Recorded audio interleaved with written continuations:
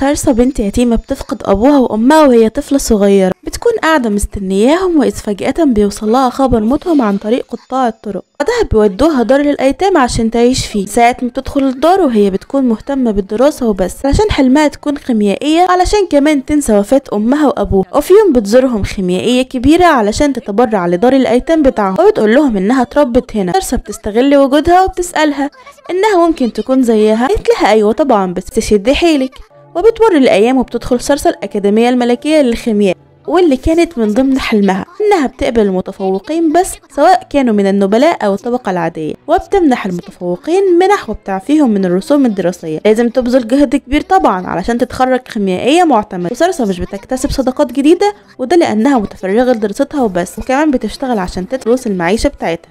بتقابل خيميائية كبيرة اسمها أوفيليا، خيميائية كبيرة ساكنة في المدينة، وعشان تشتغل عندها وتتدرب كمان لحد ما يحين موعد اختبار التخرج. بعدين أخيرا بعد 5 سنوات دراسية بتروح لماريا وأوفيليا هناك، تقول لها انها لازم تركز وتنام كويس عشان تفتكر كل دروسها في الاختبار، وبتقص لها ماريا شعرها علشان تعرف تشوف كويس الاختبار. بعدين تاني يوم بيبدأ الاختبار، تشوف سارسا وهي بتنجز الامتحان الورق، بيبقى فاضل العملي بس. وبتدخل سارسا قدام اللجنة وبتشوف المكونات، بيكون ناقص مكون في الوصفة المكتوبة قدامها. بس سارسا مش بتستسلم وبتفكر في وصفة تانية صعبة اتعلمتها مع المعلمة بتاعتها، وبتبدأ تحضرها مع قوتها العجيبة. تظهر اللجنة من ذكائها في تحضير جرعة عالية المستوى. اللجنة بتكتشف بعدين ان هم حطوا مكونات غلط لسارسا، بس ما ينفعش يقولوا علشان سمعة المكان عشان ما يتضرش. المهم بتتخرج سارسا وبتاخد شهادة وبتكون مبسوطة بيها، وبتقرر انها خلاص هتعتمد على نفسها. وبتروح لأوفيليا وبتسألها على الحاجات اللي محتاجاها علشان تشتغل خيميائية، فبتصدمها أوفيليا بمبلغ المجموعة التعليمية. بس سارسا مش بتيأس وبتجمع المبلغ كله. أوفيليا بتقول لها اشتغلي معايا. سارسا بترفض وتقول لها محتاجة اعتمد على نفسي، فبتدي لها أوفيليا شنطة خيميائي هدية وتحط المجلدات العلمية فيها. تتفاجئ جدا لما أوفيليا بتشتري لها متجر في قرية هدية بمناسبة تخرجها، وعلشان تبدأ تشتغل في حلمها. اديلها مفتاح وعقد الملكية بتاعة المكان، وبتاخدها البيت علشان يتعشوا آخر عشاء مع بعض. صباح اليوم التاني بتودعها أوفيليا وماريا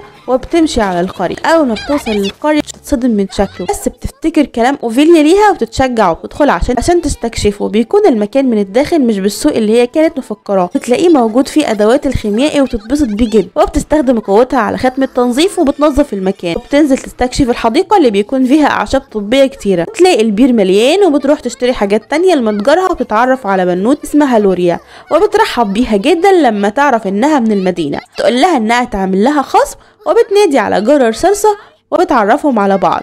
وبتاخد الجارة سارسا وتعرفها على القرية، وبتحكي لها قصة المتجر، وانه كان لأحد الخيميائيين الكبار بالسن، ولما خلاص المرض اشتد عليه ومبقاش قادر يكمل، ابن الخيميائي جه خده وقفل له المتجر. وبتاخدها بعدين على النجار وبيرحب بيها وبيقرر يعمل لها سير. بتتعرف على عمدة البلدة وبيثني عليها وبيقول لها ان الخيميائيين هم النخبة الأهم في البلد. تروح المتجر علشان تحضر الأدوية وتروح علشان تنام. في الصباح بتصحى على صوت جرس الباب، واللي بتكون أوفيليا، واللي بتصدم سارسا بانها موجودة هنا بالسرعة دي. تقول لها ان اخدت 3 ايام في الطريق، ان سارسا اخدت شهر كامل هي رايحة القرية. بتقعد معاها اليوم كله وبتعلمها استخدام السيف، وبتقول لها انها تعمل ليها دايرة نقل للمنتجات بتاعتها لو اتعثرت في بيعها عشان تبعتها عن طريق الدايرة دي للمدينة. بعدين بتودعها وبتسافر للعاصمة. بعدين بتنام وتصحى تلاقي اهل القرية جايين يساعدوها في ترميم متجرها، وكل واحد فيهم بيرمم مكان. لوريا بدأت تتعلق بسارسا وتحبها. تقعد لوريا تساعدها وتطلب سارسا منها انها تبات معاها الليلة في المتجر. تجري لوريا من كتر الفرحة علشان تعرف والدها. اما سارسا بتكون سهرانة وبتتكلم مع لوريا وانها محتاجة مساعدة ليها في المتجر،